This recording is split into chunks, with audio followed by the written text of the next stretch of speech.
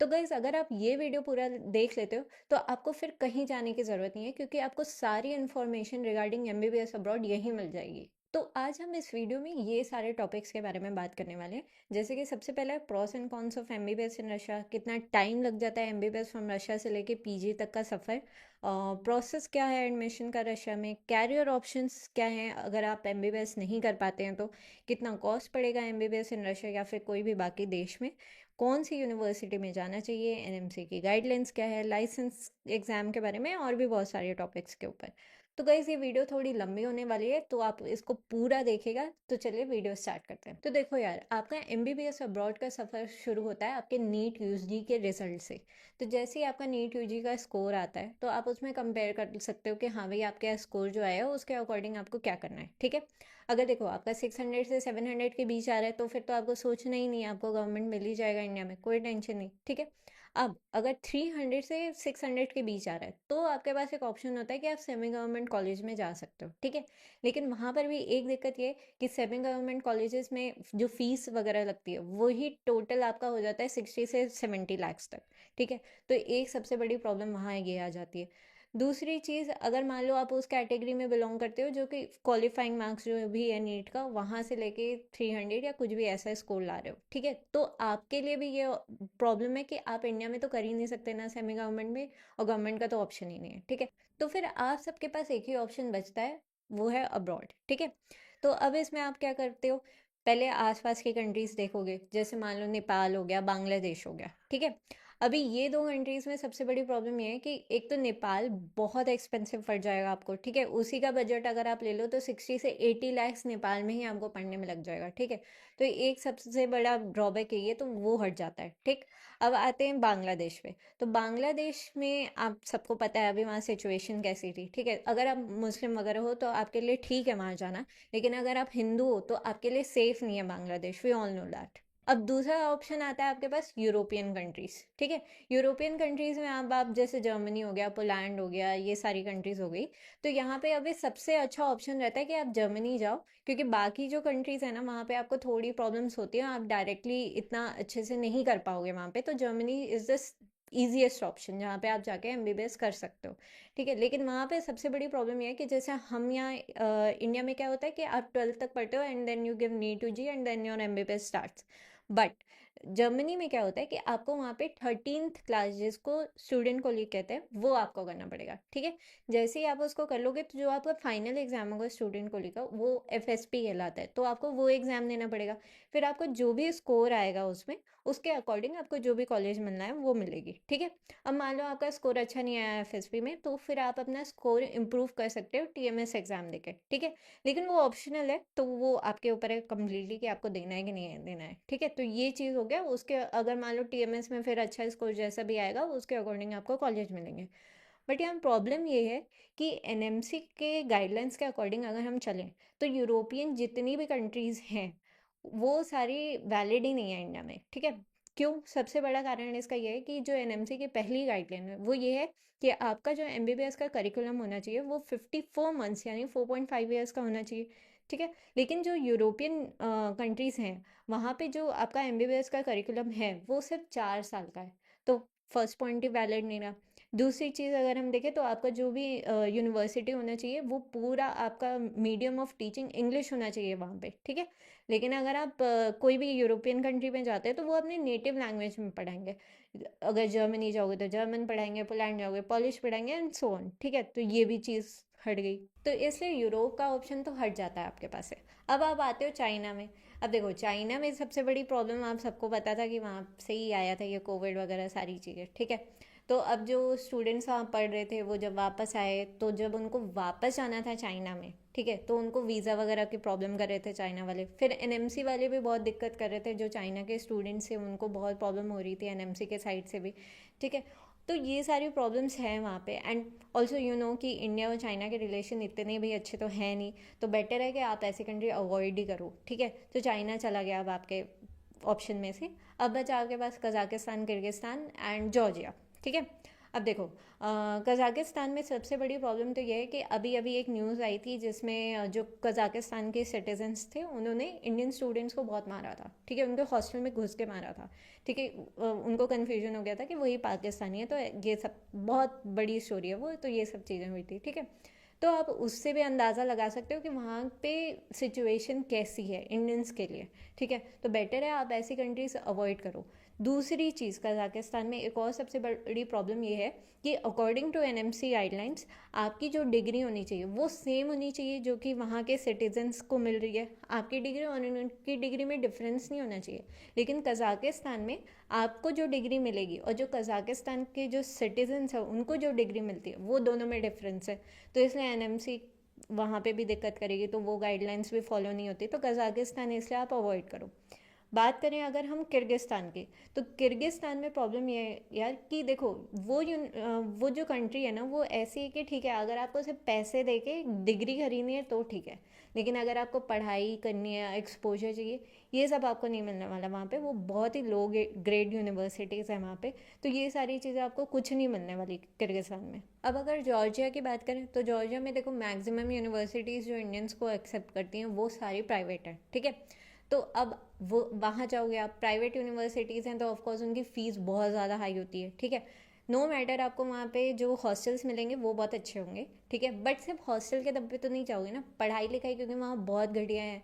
आप अगर वहाँ रैंकिंग भी देखोगे तो बहुत लो ग्रेड यूनिवर्सिटीज़ हैं, तो इसलिए जॉर्जिया भी बेटर है कि आप अवॉइड करो, ठीक है। अब आते हैं फिलीपींस में।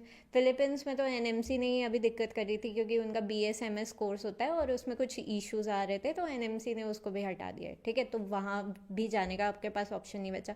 अब आपके पास एक ही ऑप्शन घूम फिर के बचता है, दैट इज़ रशिया। देखो, पहले तो आपके पास यूक्रेन भी एक ऑप्शन होता था, ठीक है, लेकिन of course after Russia Ukraine war आपके पास यूक्रेन का तो ऑप्शन ही नहीं रहा। अब रशिया में ये हो रहा है कि देखो यार, सबके पास वही ऑप्शन बचा है, ठीक है, चाहे वो कंसल्टेंसी हो चाहे वो स्टूडेंट्स है, सबके पास रशिया ही ऑप्शन है, ठीक है। तो अब जो कंसल्टेंसीज हैं वो भर भर के रशिया का प्रमोशन कर रही हैं और जो स्टूडेंट्स हैं वो भी भर भर के जा रहे हैं। लेकिन देखो, यहाँ पे पॉइंट ये है कि रशिया में 200-300 यूनिवर्सिटीज़ हैं, लेकिन वो सारी यूनिवर्सिटीज़ अच्छी नहीं है, गिन के बस 10-15 यूनिवर्सिटीज़ हैं जो एक्चुअली में अच्छी हैं, बाकी सारी ऐवी ही हैं, ठीक है। तो अब हो क्या रहा है कि जो कॉन्ट्रैक्टर्स हैं, जो भी वो 200-300 यूनिवर्सिटीज़ में हैं, वो क्या कर रहे हैं, क्योंकि एनएमसी का तो गाइडलाइंस बहुत क्लियर है कि भाई जो यूनिवर्सिटी है वो फुल्ली इंग्लिश होनी चाहिए। बाकी गाइडलाइंस तो चलो रशियन की सारी यूनिवर्सिटी फॉलो करती हैं, बट जो इंग्लिश वाली चीज़ है वो, उसकी अगर हम बात करें तो ये कॉन्ट्रैक्टर्स अब क्या कर रहे हैं, वो बाकी सारी यूनिवर्सिटीज़ को ऐसा प्रमोट कर रहे हैं कि हाँ भाई यहाँ पर भी पढ़ाई इंग्लिश में होती, जबकि ऐसा है नहीं, ठीक है। जो या तो वो यूनिवर्सिटीज़ जो हैं वो बाइलिंगुअल है या तो फुल्ली रशियन है, ठीक है, लेकिन उनको प्रमोट किया जा रहा है कि नहीं नहीं ये फुल्ली इंग्लिश है। तो अब देखो, भले से आप मान लो उस यूनिवर्सिटी में चले भी गए, ठीक है, तो आपकी पढ़ाई जो, अगर मान लो आप बाइलिंगुअल में जा रहे हो तो 3 साल आपकी इंग्लिश में होगी, 3 साल फिर रशियन में होगी, तो आपको तो वैसे भी समझ ही नहीं आने वाली, ठीक है। भले से आपके डॉक्यूमेंट्स वो जो आपको दे रहे हैं वो उसमें पूरा वो मेंशन कर देंगे कि हाँ भाई इंग्लिश में होगी पढ़ाई एंड एवरीथिंग, बट आपकी पढ़ाई एक्चुअली उस लेवल, जिस लेवल का आप सोच के जा रहे हो उस लेवल पे हो ही नहीं पाएगी, बिकॉज वो तो रशियन में पढ़ा रहे हैं, आपको कुछ समझ ही नहीं आने वाला, ठीक है। तो एक चीज़ तो यही दिक्कत आ जाएगी। और जो रशियन ही है पूरी यूनिवर्सिटी, वहाँ तो आपको कुछ भी डे वन से ही कुछ समझ नहीं आने वाला, तो सबसे बड़ी प्रॉब्लम तो यही हो गई। ऊपर से अब तो ट्रांसफ़र लेना भी अलाउड नहीं है, अब तो वो भी वैलिड नहीं है एनएमसी के अकॉर्डिंग, ठीक है। तो मतलब अगर मान लो आप कोई घटिया यूनिवर्सिटी में चले भी जाते हो तो आपको अब अगर वहाँ से छोड़ के कोई और यूनिवर्सिटी जाना है तो मतलब आप फिर से फर्स्ट ईयर में कहीं और एडमिशन लो, ये वाली प्रॉब्लम है अब आपके पास। और कुछ कॉलेजेस ऐसे भी हैं जो रातों रात इंग्लिश हो गई हैं। अभी कल तक यहाँ पे रशियन में पढ़ाई हो रही थी, अब आज यहाँ पे इंग्लिश में पढ़ाई होने लगी। तो आप खुद ही सोचो, जो फैकल्टी अभी तक ये बोल रही थी कि हाँ रशियन में सारी चीज़ें जो पढ़ा रहे थे वो रातों रात उनको इंग्लिश कैसे आ गई। तो जिसको आई और यू में ही डिफरेंस नहीं पता वो आपको मेडिकल क्या पढ़ाएगा। तो इससे आपको बेसिक आइडिया हो गया है कि रशिया में कैसे कैसे टाइप की यूनिवर्सिटी है, ठीक है।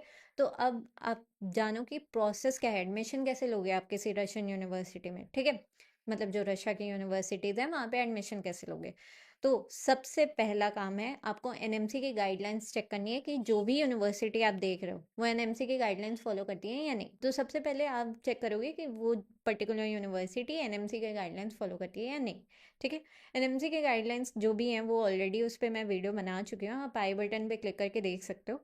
बट यहाँ पे मैं आपको एक समरी बता देती हूँ कि क्या क्या है एनएमसी के गाइडलाइंस। पहला रूल तो ये है कि आपका जहाँ भी एमबीबीएस का जो भी करिकुलम है वो 54 मंथ्स यानी 4.5 ईयर्स का होना चाहिए। सेकंड आता है कि जहाँ भी जो भी यूनिवर्सिटी में आप पढ़ाई कर रहे हो वो फुल्ली इंग्लिश होना चाहिए, ठीक है। थर्ड आता है कि आपका जो भी यूनिवर्सिटी जहाँ आप पढ़ाई कर रहे हो वहाँ आपको अनइंटरप्टेड 1 ईयर ऑफ इंटर्नशिप करनी है, मतलब पूरा 1 साल, ये नहीं कि आधा इधर आधा उधर, नहीं, वही यूनिवर्सिटी में पूरा 1 साल का आपका इंटर्नशिप होना चाहिए। फोर्थ रूल ये है कि आप जिस भी कंट्री में एमबीबीएस कर रहे हो वहाँ का आपके पास लाइसेंस होना चाहिए जो कि सिमिलर होना चाहिए वही उसी कंट्री के जो सिटीजन्स हैं उनकी तरह, ठीक है। ऐसा नहीं कि आपको अलग मिल रहा है उनको अलग मिल रहा है, आप दोनों का लाइसेंस सेम ही होना चाहिए, ठीक है। तो ये सारे हो गए एनएमसी के गाइडलाइंस। और देखो यार, लाइसेंसिंग एग्जाम बहुत इंपॉर्टेंट है, ये मैं अपने पिछले वीडियो में भी आपको बता चुकी हूँ, लेकिन मैं यहाँ पर भी बता रही हूँ आपको, ठीक है। लाइसेंसिंग एग्जाम बहुत इंपॉर्टेंट है आपके लिए, इसके बिना आपकी जो डिग्री है इट्स जस्ट एक्सपेंसिव सर्टिफिकेट और कुछ नहीं है, ठीक है। उसकी कोई वैल्यू नहीं रह जाएगी, तो इसलिए आप लोग इसको बहुत सीरियसली लो। और देखो ये कोई बहुत इजी एग्जाम नहीं है, ठीक है, ये अच्छा खासा एग्जाम है। फर्स्ट ऑफ ऑल ये रशियन लैंग्वेज में होने वाला है, ठीक है। ऐसा नहीं है कि हलवा है कि आप जाओ और आराम से दे दो, ऐसा नहीं है।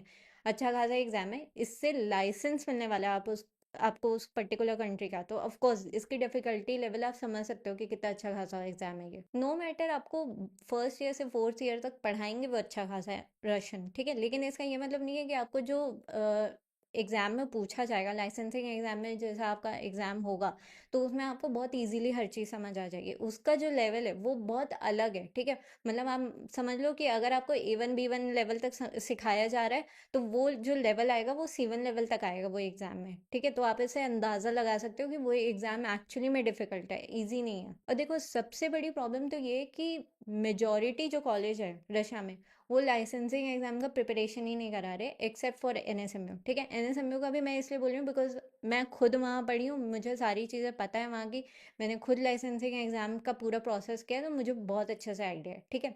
लेकिन बाकी जितनी भी यूनिवर्सिटीज़ हैं रशिया में अभी तक तो कोई भी लाइसेंसिंग एग्जाम का कुछ भी नहीं करा रहा। मे बी फ्यूचर में वो कुछ कराएं, आई डोंट नो, बट आप फ्यूचर पे डिपेंडेंट नहीं रह सकते कि हाँ फ्यूचर में मे बी कोई कुछ कराएगा, ठीक है। आपको तो अभी से ही प्लान करके हर चीज़ चलना है ना। तो अगर वैसे देखोगे तो कोई भी यूनिवर्सिटी नहीं है रशिया में जो लाइसेंसिंग एग्जाम का कुछ भी आपको प्रिपरेशन या गाइडेंस प्रोवाइड करेगा एक्सेप्ट फॉर एनएसएमयू। तो वापस आते हैं एडमिशन प्रोसेस के टॉपिक पे। तो सबसे पहले तो आपने एनएमसी गाइडलाइंस देख ली कि हाँ ये पर्टिकुलर यूनिवर्सिटी सारी जो एनएमसी की गाइडलाइंस है वो फॉलो करती है। जैसे ही आपने वो करा लिया उसके बाद आप क्या करोगे, रजिस्ट्रेशन, ठीक है। आपका रजिस्ट्रेशन होने के बाद आप एंट्रेंस एग्जाम दोगे। अब अगर आपका एंट्रेंस एग्जाम में आप क्लियर कर लेते हो, पास हो जाते हो, उसके बाद यूनिवर्सिटी आपका एडमिशन लेटर देगी आपको, ठीक है। जैसे ही एडमिशन लेटर आ गया फिर आपके जितने भी डॉक्यूमेंटेशन प्रोसेस है वो स्टार्ट होंगे। जैसे ही वो ख़त्म हो जाएंगे उसके बाद यूनिवर्सिटी आपको इनविटेशन लेटर देगी, फिर आपका वीज़ा बनेगा और फिर आप रशिया जहाँ भी आपको जो भी यूनिवर्सिटी है आपकी वहाँ आपको लेके जाया जाएगा। तो ये पूरा है आपका एडमिशन का प्रोसेस। तो यार आफ्टर ऑल दिस बात करते हैं what are the pros and cons of taking admission in Russia, ठीक है। तो सबसे पहले बात करते हैं प्रॉस की। तो सबसे पहले तो आपको डिग्री मिल रही है, ठीक है, जो कि आप इंडिया में आपको नहीं मिल रही थी, आपको बाहर मिल जा रही है, सबसे बड़ा प्रोसेस तो यही है आपके लिए, ठीक है। दूसरी चीज़, बहुत सारी यहाँ पे इंडिया में ऐसे स्टेट्स हैं जहाँ पे आपको आपके एमबीबीएस के बाद रूरल सर्विस देना पड़ता है 2 साल का या जितना भी साल का, ठीक है। तो आप उस चीज़ से बच जाते हो, आपके अगर स्टेट में है वो अगर रूल है तो आपको वो करने की ज़रूरत ही नहीं है, ठीक है। रूरल सर्विस आपका ये आपके लिए नहीं है, जो इंडिया से करेंगे उनके लिए, तो आप इससे बच जाते हो, ठीक है। तीसरी चीज़, आपको अच्छा क्लिनिकल एक्सपोजर मिल रहा है, ठीक है। और आपको कम पैसे में आप एमबीबीएस पूरा कर सकते हो as compare to other countries जिनका मैंने आपको ऑलरेडी बता दिया है कि वो कितने एक्सपेंसिव है।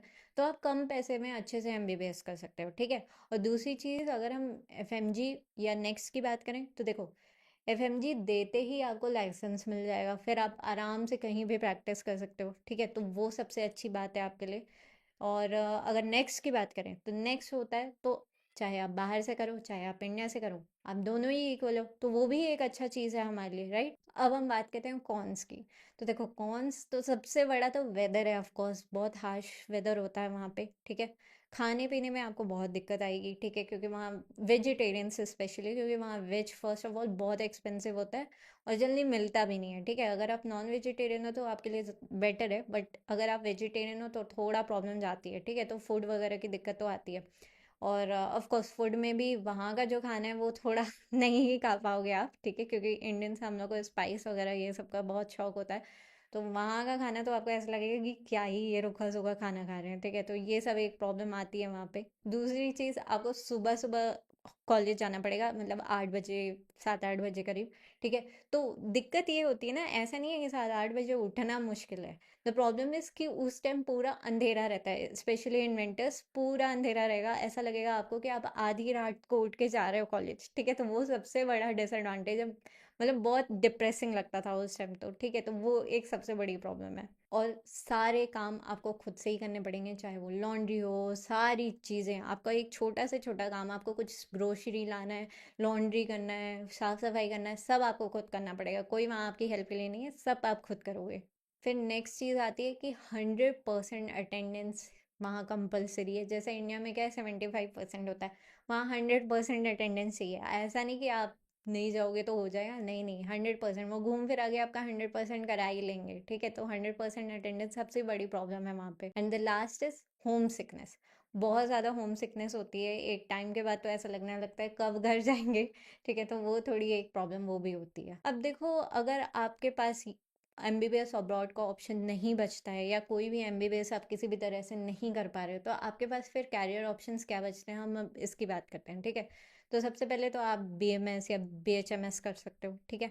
अब मान लो आपको वो भी नहीं मिल रहा, तो आप बीएससी कर सकते हो इन नर्सिंग, ठीक है? नर्सिंग कर रहे हो अगर आप इंडिया में, बीएससी इन नर्सिंग कर सकते हो।